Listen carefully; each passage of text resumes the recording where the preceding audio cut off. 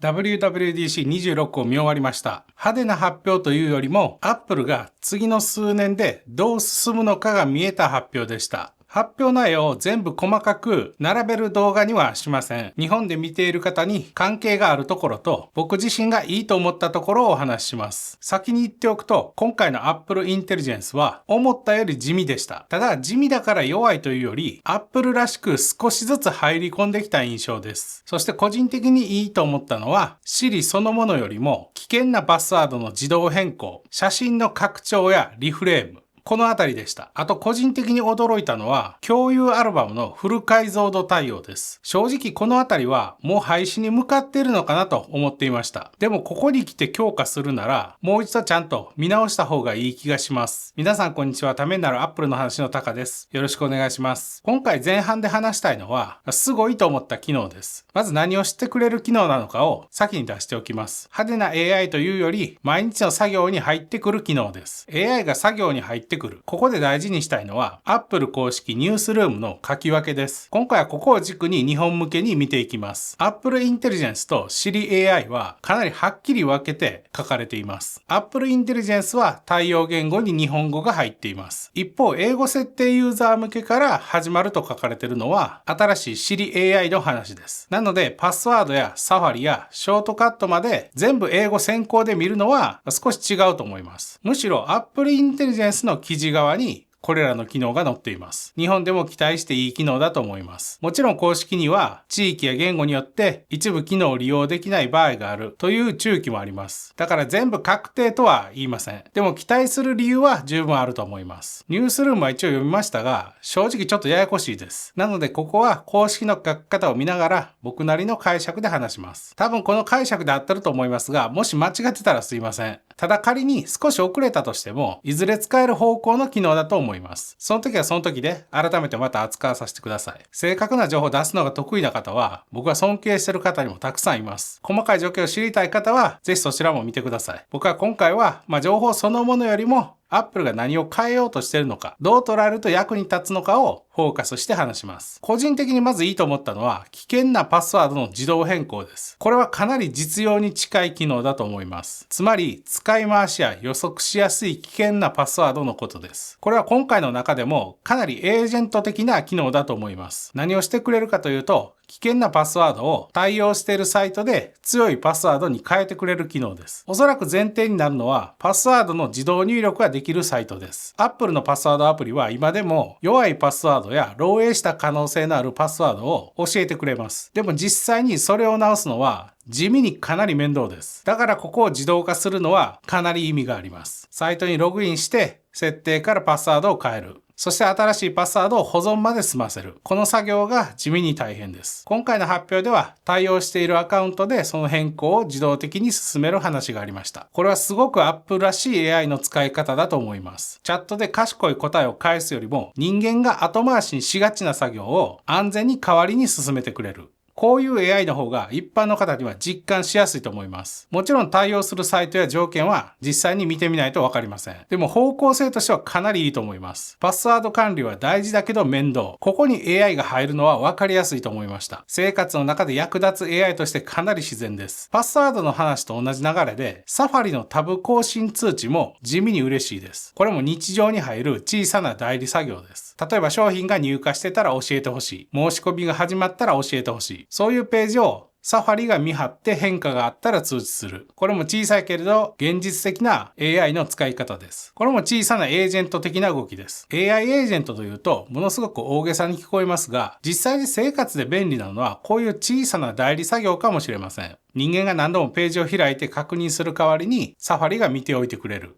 これはかなり使いどころがありそうです。そして僕が個人的に期待したいのは、ショートカットの自動生成です。AI に何かをさせたい人にとって入り口になる機能だと思います。ショートカットについては、視聴者の方から質問をいただくことがあります。ただショートカットは言葉で説明するのが難しいです。僕自身も全てのアクションを暗記しているわけではありません。なので確実に答えにくい部分があります。要望を噛み砕いて形にしてくれる。これができるならかなり使いやすくなります。だから今回の自動生成は期待したいところです。ショートカットでできることを一通り知っていて、ユーザーの要望を噛み砕いて、必要なアクションを組み合わせてくれるなら、かなり意味があります。これは去年から流行っている AI にプログラムを書かせる話と考え方が少し似ています。ただプログラムよりショートカットの方が日常の作業に近いです。AI に何かをさせたい人にとって最初のステップとしてショートカットの自動生成はいい入り口になりそうだと思いました。例えば職場を出たら家族に到着通知を送る。写真を整理したり、メモやカレンダーに情報をまとめる。こういう簡単な日常作業なら、かなり現実的に使える可能性があります。次にいいと思ったのは、写真の拡張とリフレームです。写真アプリの中に入るのがかなり大きいです。写真アプリでは今回、クリーンアップの強化に加えて、写真の外側を広げる機能、そして構図を後から調整するリフレーム機能が紹介されていました。これはかなり面白いです。撮った後に直したくなる、その小さな惜しさを写真アプリで直せるかもしれません。写真を撮った後に少し周りに余白が欲しかったり、もう少し下から撮ればよかった、少し構図が惜しいと感じることは結構あります。今までも AI 画像編集はありましたが、Apple が写真アプリの中でやると日常の写真整理にかなり近づきます。特別な画像生成アプリを開くのではなく、撮った写真を自然に直す。ここも Apple らしい方向だと思います。ここは少し冷静に見たいところでもあります。便利さと記録としての写真は分けて考えたいです。ただ写真はやっぱり思い出そのものでもあります。何でも変えられるようになると元の瞬間をどう残すかという話も出てきます。なので僕はすごい機能だと思いつつ、どう使うかは丁寧に見たいです。そして意外だったのが共有アルバムです。ここは正直予想していませんでした。今回共有アルバムはフル解像度に対応する話がありました。さらに Apple の公式記事では Apple 製品以外とも写真を共有できる方向として紹介されています。Apple 製品だけで閉じない共有がよりちゃんと使える方向に向かうならかなり大きいと思います。正直に言うと僕は共有アルバムは少しずつ廃止に向かってるのかなと思っていました。でもここに来て強化するなら見方を変える必要があります。家族旅行や子供の写真、イベントの写真や仕事の素材共有、このあたりでフル解像度の共有が使いやすくなるならかなり意味があります。ここは別でじっくり見直してもいいと思いました。今回 WWDC で大きく感じたのは OS 別に見せる発表ではなく Apple のシステム全体を一つのプロダクトのように紹介していたことです。昔は iPhone にはこの機能、iPad にはこの機能、Mac にはこの機能という感じで OS ごとに分断されている印象もありました。特に iPad が登場して間もない頃はそういうことも多かったと思います。でも今はだいぶ変わってきています。機能単体よりも体験全体で見る感じです。iPhone、iPad、Mac、Apple Watch Vision Pro。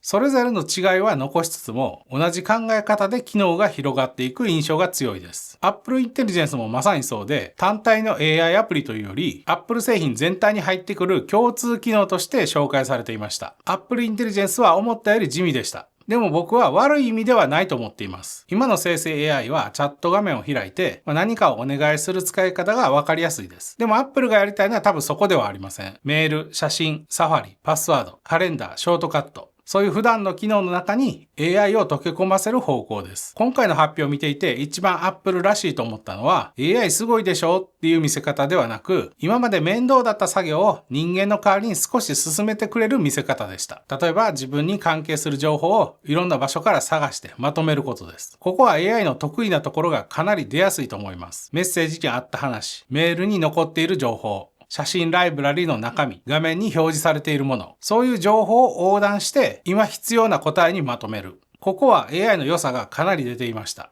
子供と家族の安全機能もかなり大きな発表でした。ただここは一言で説明するのが難しいぐらいかなり幅広い内容でした。僕自身も子を持つ親としてこのあたりはずっと気になっています。親としての視点も含めて別でちゃんとお伝えしたいです。今回全部は深掘りしません。でも今回の WWDC でかなり重要なテーマだったと思います。Apple Intelligence の話の中で分かりにくいのがプライベートクラウドコンピュートです。Apple はよくオンデバイスで安全です。プライバシーを守りますと言います。でも同時にクラウドも使いますと言われると少し迷います。オンデバイスなのにクラウドも使うのと思う方もいると思います。ここで分けたいのは大きくこの3つです。同じクラウドとして見ると少し分かりにくくなります。かなり乱暴に言うとプライベートクラウドコンピュートは捨てコンピューターのようなものだと思うと分かりやすいです。クラウド上に自分専用の一時的なコンピューターを用意して重い処理だけそこにお願いする。処理が終わったら結果だけ返して、その一時的なコンピューターは壊す。そんなイメージです。捨てメールアドレスならぬ捨てコンピューターです。もちろん実際の仕組みはもっと複雑です。ただ考え方としては置きっぱなしではありません。感覚としてはクラウド上にあるけど、ずっと誰かの場所に自分の情報を置いておくものではない。自分の Apple 製品の一部が一時的にクラウドに伸びるようなもの。そう捉えると分かりやすいと思います。Apple の説明でも、プライベートクラウドコンピュータではデータは保存されず、リクエストの実行にだけ使われるとされています。オンデバイス処理とプライベートクラウドコンピュータを分けて、プライバシーを守る設計として見せています。ここが普通のクラウド AI サービスと違うところです。今回もう一つ感じたのは、iCloud プラスの価値が上がっていることです。AI が乗ると見え方が変わります。Apple Intelligence の機能は基本的に無料で使えるものもあります。ただ画像生成のように強力なサーバーモデルを使う機能には日ごとの利用制限があるという話もありました。そして多くの iCloud プラスプランではより多く使えるようになる流れです。無料で使っている方からするとそこはデメリットに見えるかもしれません。ただ正直 Apple 製品をしっかり使っていて iCloud を完全無料で使い続けるのはかなり大変です。写真の管理やバックアップ、家族共有やファイル共有、メールやプライバシー機能、このあたりを考えると無料で何とかするには、手間か時間をかなり使うことになります。もちろん無駄な課金はしなくていいです。でも必要なところには必要最低限の費用を払った方が建設的なことも多いです。そこに Apple Intelligence の利用枠やホームカメラの AI 対応のような価値が乗ってくるなら iCloud プラスの費用対効果はさらに上がったように感じました。他の AI サービスはだいたい専用の月額課金です。Google はまだマシな方だと思いますが、多くの AI サービスは AI のために別でお金を払う形です。そう考えると Apple の既存サービスに AI の価値が乗るのは結構大きいと思います。Apple Intelligence とSiri AI は分けてみるのが大事です。パスワード、サファリ、ショートカットは Apple Intelligence の記事側に出ています。なので日本でも期待していい機能として見ています。今回 iOS の対応機種に iPhone 11が残っていたのはかなり朗報だと思っています。これは古い機種をただ延命する話ではなく、できるだけ多くの iPhone で新しい OS を動かせるようにいろいろな処理を軽くしているという説明もありました。だから Apple 製品が結局コスパがいいと言われる理由にもつながります。デスクトップの Mac は出ませんでしたね。個人的には残念でした。でも Apple Intelligence が OS やアプリの中に入って危険なパスワードを直したり、写真を整えたり、ページを見張ったり、ショートカットを作ったり、そういう日常の作業に近づいてきたのはかなり大きいと思います。Apple の AI はチャットアプリとして見るよりも Apple 製品全体に入る基本機能として見た方が分かりやすいです。そして今回の発表はその方向がかなりはっきり見えた発表でした。皆さんは今回の WWDC26 でどの機能が一番気になりましたか？僕はパスワードと写真周りがかなり気になっています。Apple Intelligence が気になったのか、写真編集が気になったのか、ショートカットが気になったのか、それとも共有アルバムや家族の安全機能でしょうか。よかったらコメントで教えてください。この動画が良かったらチャンネル登録、高評価、メンバーシップよろしくお願いいたします。それではまた次の動画でお会いしましょう。ご視聴ありがとうございました。